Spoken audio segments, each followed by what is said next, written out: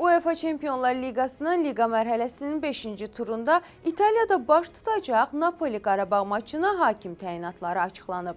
Qarşılaşmanı Polşalı söz sahibi Şimon Marciniak idarə edəcək. Ona Tomasz Liskiewicz və Adam Kupsik kömək edəcəklər. Dördüncü hakim funksiyasını Wojciech Mik yerinə yetirəcək. VAR hakimi Niderlandlı Paul van Bokel, AVAR hakimi Xorvatiyalı Ivan Bebek olacaq.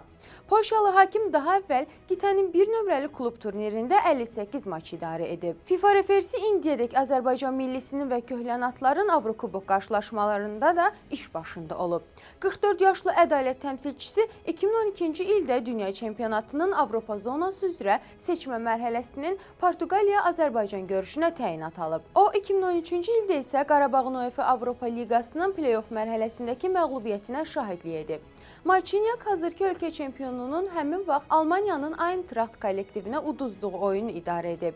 Polşalı hakim Avropa və Dünya çempionatlarının hərəsində 5 qarşılaşmada söz sahibi olub.